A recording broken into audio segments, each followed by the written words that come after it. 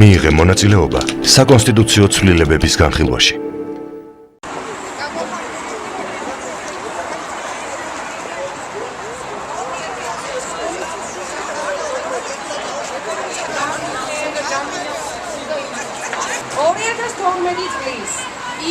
ივნისში ჩვენ სკოლაში ჩატარდა აუდიტი, რომლის დასკვნის საფუძველზეც 2013 წლის 17 იანვარს გამოიცა საქართველოს განათლებისა და მეცნიერების მინისტრის ბრძანება ნომერი 20, რომელიც სათაურდება შემდეგად.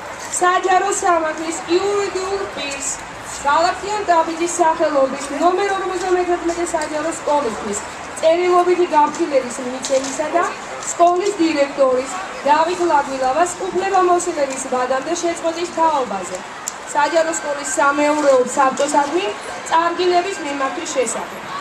სკოლის სამეურვეო საბჭომ მუხლობრივად განიხილა აუდიტის დასკვნა.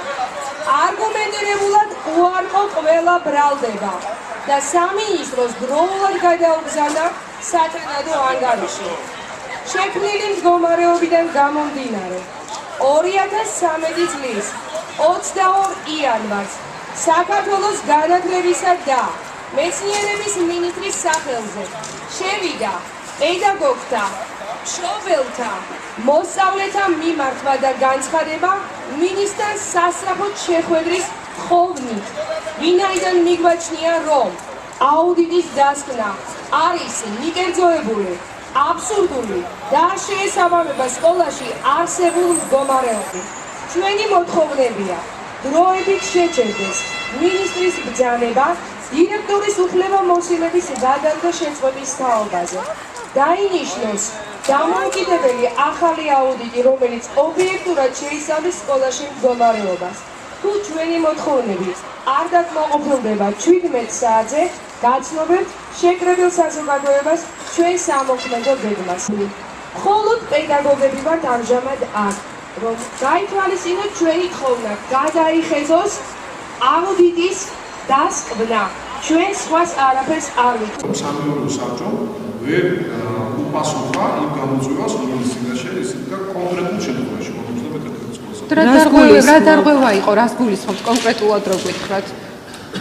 ეს დეტალები სამეურვეო საბჭოს რომელიც არსებობს, რომელიც განიხილა შიდა აუდიტის დასკვნა, უპასუხა, სადაც ისეთი რეალურად არ უარყოფენ აკადემიის ისეთი გადასტურებას უყურებენ, გადადის საკითხი პერსონალურ თემაზე. პიროვნება, კარგი პიროვნებაა და ცუდი პიროვნებაა.